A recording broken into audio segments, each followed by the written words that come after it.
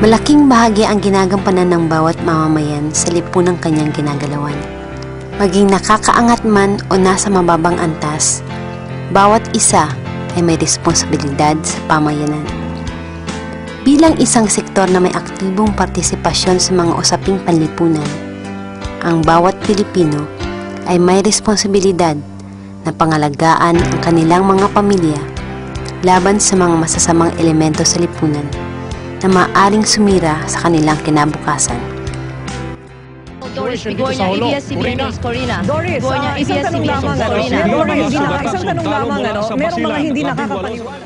Ang mga elementong ito ay hindi lamang masasamang grupo na nababalitaan natin sa radyo at telebisyon o nababasa sa mga dyaryo. May elemento sa lipunan na masigit pa nating dapat paghandaan at labanan. Linya po natin si Professor Jose Maria Sison ng National Democratic Front mula sa Utrecht, Netherlands. Para po sa kaalaman po na marami, kayo pa rin po ang nananatiling leader po, Chief Negotiator ng National Democratic Front at pinuno po ng Communist Party of the Philippines sa Ginoong Sison. Wala pong nababago sa liderato po ng inyong samahan. Alam po ninyo, sa matagal na panahon, ako ay nasisiyahan na sa karangalan na founding chairman ng Communist Party of the Philippines. Yan ay isang karangalan ni maalis po sa akin. At ako naman kontento sa aking papel bilang Chief Political Consultant ng National Democratic Front of the Philippines. There are the legal democratic forces in the Philippines. The biggest of these is Bagong Alyansang Makabayan or Bayan in short. Its biggest component organizations are Kilusang Mayo 1, which is the labor center, Kilusang Magbubukid ng Pilipinas or KMP, Gabriela, the Women's Alliance, League of Filipino Students, Alliance of Concerned Teachers. 21 ng Disyembre 2008, nagpulong ang mga miyembro ng komunistang partido at inulunsad ang Makabayan, koalisyon ng mga komunista na naglalayong tumakbo sa halalang 2010 upang tuluyang pabagsakin ang gobyerno.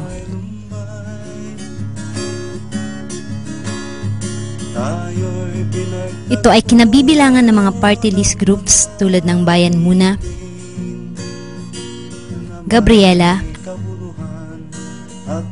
Anak Pawis, ACT, Courage, Kabataang Party List, Migrante, Katribo at ang Akap Bata. Ito ay ayon na rin sa napag-usapan ng kanilang partido at sa dokumentong nagsasabi na habang nagpapatuloy ang armadong pakikibaka ng mga NPA ay patuloy din ang kanilang parlamentaryong pakikibaka sa pamamagitan ng paglahok sa eleksyon at sa gobyerno upang tuluyang pabagsakin ang Estado. Ang mga grupong ito ay hindi lamang mga armado na naghahasik ng mga kaguluhan sa iba't ibang lugar sa bansaang gumagalaw, kundi ang mga kaalyadong grupo na nanghihikayat ng suporta at nagre-recruit ng mga kasapi sa mga lungsod, sa iba't ibang ahensya, establishmento o kumpanya, sa hanay ng mga profesional, hanay ng mga kababaihan, at maging sa mga paaralan na kung saan ay kabataan naman ang nire-recruit. Pangunahing target ng CPP-NPA ay ang mga kabataan. Bukod sa mga pamilya na nire-recruit din ng mga komunista para sumuporta sa kanila. Target nila ang kabataan, lalo na ang mga estudyante, sapagkat likas sa kanila ang pagiging adventurista at paghahangad ng masubukan ang iba't ibang bagay. Ang mga kabataan ay unti-unti nilang hinihikayat na sumama sa kanilang grupo, tulad ng League of Filipino Students. Julio Agis, nag-walkout mula sa kanilang mga paaralan ang daan-daang estudyante ng UP PUP, Adamson University, Philippine Christian University at iba pang mga paaralan. Ginagamit nila ang mga isyu sa eskwelahan tulad ng pagtaas ng matrikula upang lalong mahikayat at sumali ang mga estudyante sa mga rally at iba pa nilang aktibidad, hanggang sa bigyan na ito ng mga aralin tungkol sa pagiging aktivista at araling kaugnay sa paghahanda sa komunismo. Kasunod nito ang unti-unting paghihikayat na pasalihin ito sa mas malalim na mga gawain ng mga komunista, hanggang sa tagapag-recruit na rin ito ng iba pang kabataan at mga estudyante, o dili kaya tuluyang iwanan ang pag-aaral at humawak ng armas, umakyat sa kabundukan upang maging ganap na NPA. Patuloy ang mga komunistang ito sa paghahangad na sirain ang malayang pamumuhay at maging ang kinabukasan ng ating mga anak, kundi ang bawat miyembro ng ating pamayanan. Maraming inosenteng pamilya ang winasak ng komunista. Maraming buhay ng kabataan na nagsisimula sa pagsali sa LFS hanggang sa maging ganap na NPA ang walang awang pinatay ng kapwa NPA. Nakatago sa karikta ng Dingalan, Aurora, ang Barangay Umiray, isang pamayanang sadlak sa kahirapan at dating pinagkutaan ng NPA. Dito ipinagluluksa ni Aling Leticia ang anak na si Ka Jobel, kahit pahalos 3 taon na itong patay. Maraming pinagdaanan ng inang ito bago nakuha ang labi ng anak na pinaniniwala ang pinatay ng mga kapwa niya NPA. Ang sakit. Tapos na inasahan namin maghanap buhay na wala pa. Yung paksa, yung pagsasampa ng demanda laban. Noong Hunyo 2006, sinasabi ng militar na may na-recover silang tape ng paglilitis ng NPA matapos ang isang enkwentro.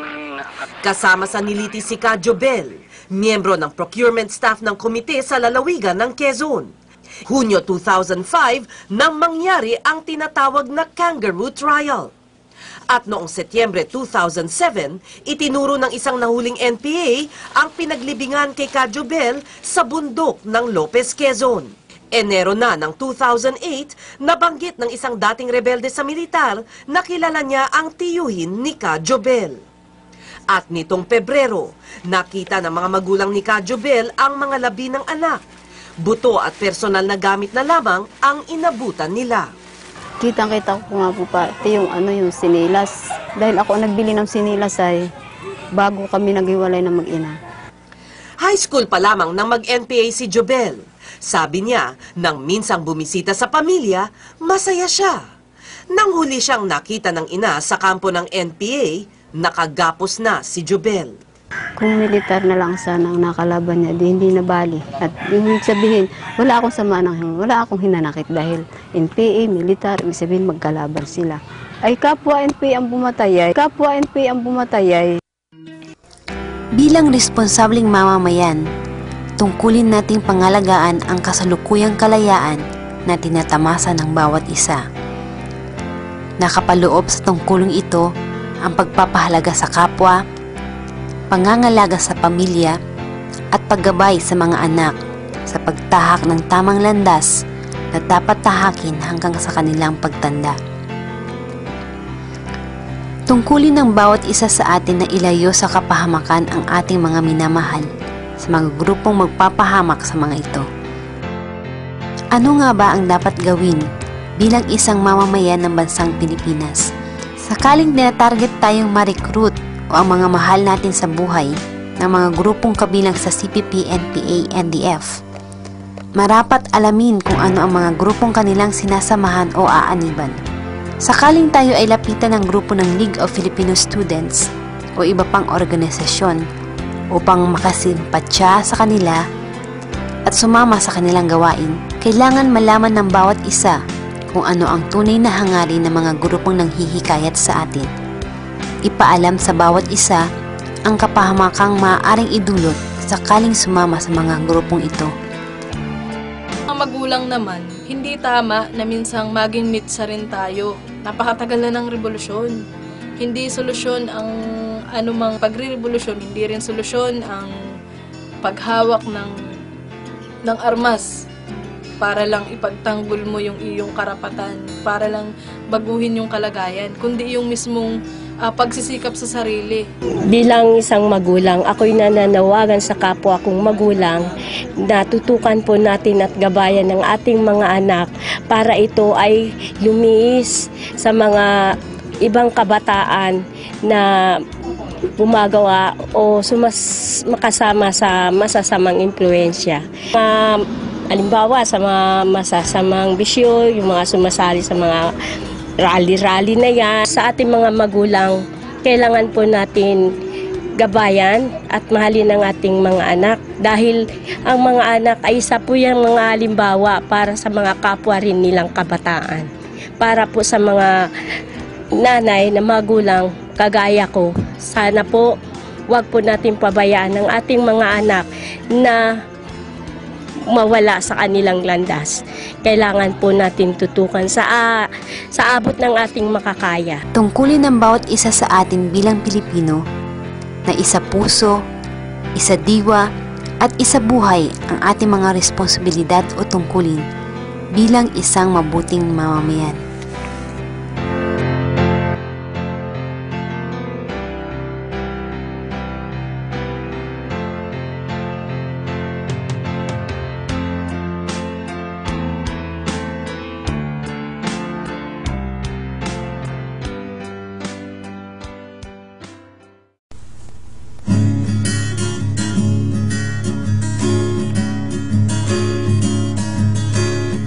Nang ika'y makilala, kaibigan,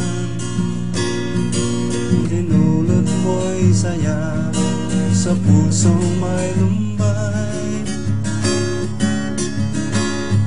Tayo'y pinagtagpo ng mga awitin na may kaburuhan at aral ng buhay.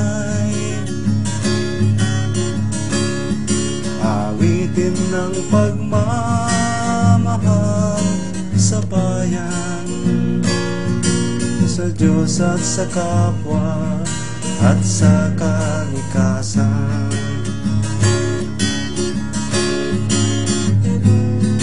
O kay sarap palang umawit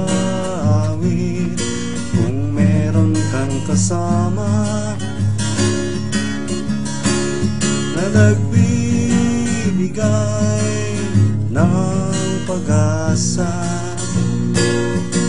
sa bayan na nagdurusa